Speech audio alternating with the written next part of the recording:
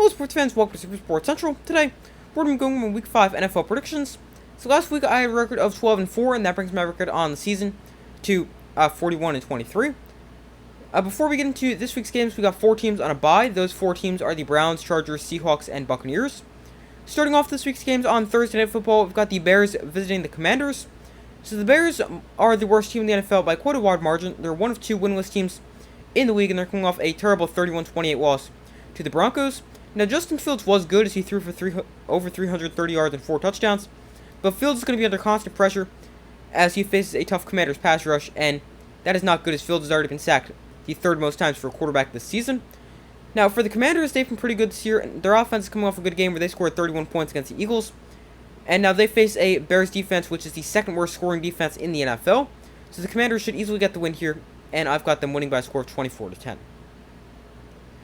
Moving to the games on Sunday, we've got the Bills against the Jaguars in London. So for the first time ever, an NFL team is playing back-to-back games in London, that being the Jaguars after they beat the Falcons last week. For the Bills, they're coming off a great performance against the Dolphins where they won 48-20. Josh Allen had 5 total touchdowns, and he's been red hot ever since his poor Week 1 performance, because in his last 3 games, Allen has 10 total touchdowns and just 1 interception. And the Jaguars have been okay so far, nothing amazing, and this is going to be a really tough game for them. And I could see them getting the win here, but their offense has been just good over the past couple games, nothing amazing. And I think the Bills are just playing way too well to drop a game right now. Plus, they could be potentially getting Von Miller back from injury, although his status is still up in the air. But the Bills beat the Jaguars across the pond by a score of 34-21. Next game, we got the Texans at the Falcons. So the Texans have been surprising so far this season, and rookie quarterback C.J. Stroud has been elite. Now, the Texans struggle to stop the run, which plays right into the favor of the Falcons, and that is exactly what they want to do offensively. This is a game I could truly see going either way. I think both teams will have success offensively. I think C.J. Stroud will have another good game for the Texans, but I think the Falcons are just a bit better and will get the win narrowly, 24-23. Up next, we got the Lions hosting the Panthers. So the Lions have been really good this season. They're coming off a dominant Thursday Night Football win over the Packers, and they'll be well rested when they face this struggling Carolina Panthers team. The Lions' defense has been really good so far, and that will make life very difficult for Bryce Young and the Panthers' offense. And offensively for the Lions, they face a banged-up Panthers secondary, so that should result in a pretty easy win for the Lions, and I've got them beating the Panthers by a score of 31-13. Up next, we got the Colts hosting the Titans. So this is a game that could truly go either way. And this game may come down to who can run the ball more effectively. The Colts might be getting Jonathan Taylor back from injury as he was a full participant in practice on Wednesday. And obviously on the other side of things, the Titans have Derrick Henry.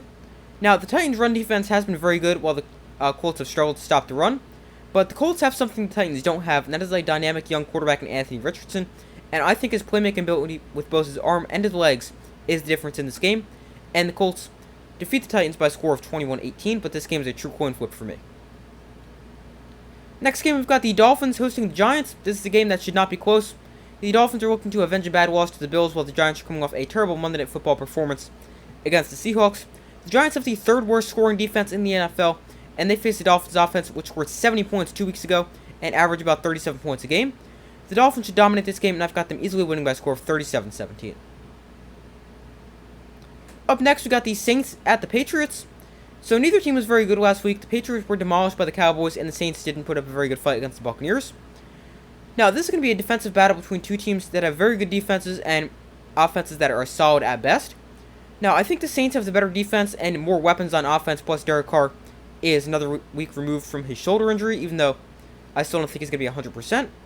But I think the Saints have the better defense and more weapons on offense for the Patriots to try to stop, and the Saints get the win here in a game that I could really see going either way, especially with the Patriots needing a win and sitting out just 1-3, but I've got the Saints getting a win here by a score of 20-13.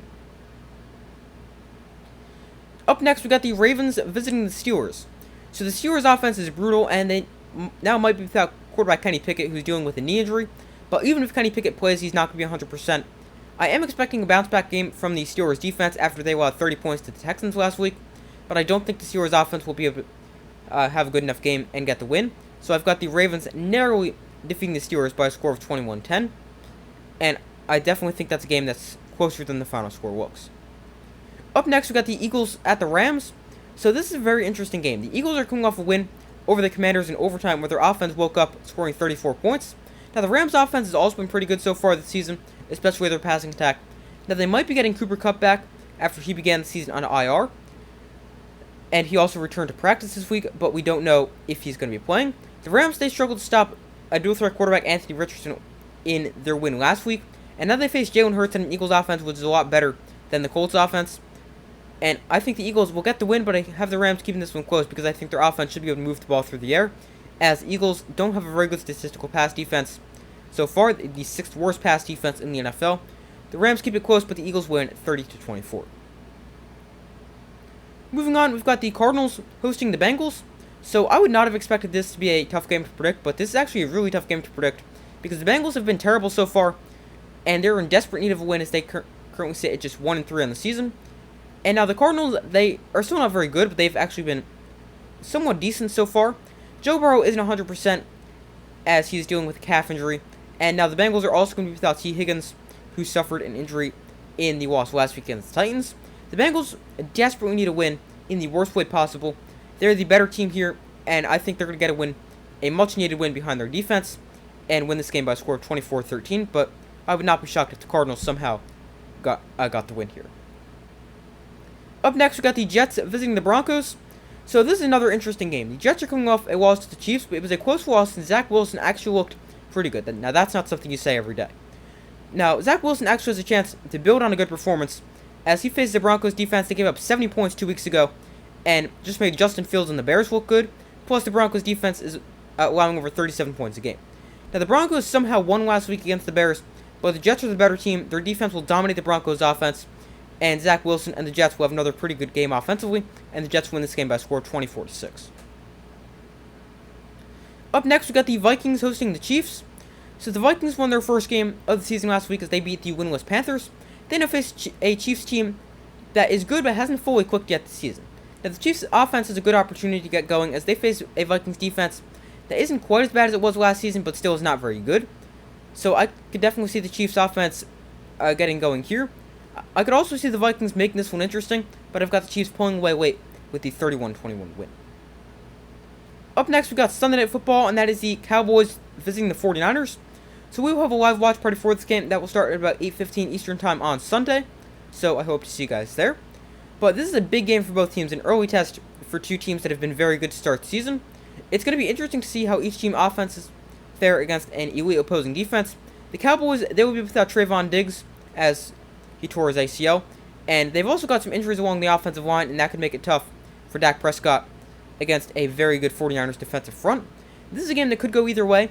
I think the 49ers are the better team here. They've been the more complete team. The better team, the Cowboys lost to the Cardinals. And I think the 49ers might be the best team in the NFL. This is not going to be an easy game for the Cowboys going to San Francisco. And I've got the 49ers with the win. And I think they show they're the best team in the NFL. And they beat the Cowboys by a score of 26-17. But this is a game I could definitely see going either way. I've got the 49ers with the win. And our final game, we've got the Packers at the Raiders on Monday Night Football. So we will have a live watch party for this game starting about 8:10 Eastern Time on Monday. So again, I hope to see you guys there. But the Packers, they're in need of a bounce-back performance after getting destroyed by the Lions last week on Thursday Night Football. The Packers go from playing on Thursday to Monday, so they'll be well-rested. The key to this game for the Packers is stopping Josh Jacobs, because I'm not concerned about the Raiders' passing attack with either Jimmy Garoppolo or Aiden O'Connell at quarterback. I would expect Devontae Adams to have a fairly quiet game against the Packers in a revenge game for him, because he's most likely going to be shadowed by Jair Alexander. And I've got the Packers getting the win here by a score of 21-12. But those are my Week 5 NFL predictions. Thank you guys for watching. Make sure to like, subscribe, comment, turn on notifications so don't miss any of the upcoming videos. I do my best to post as often as possible.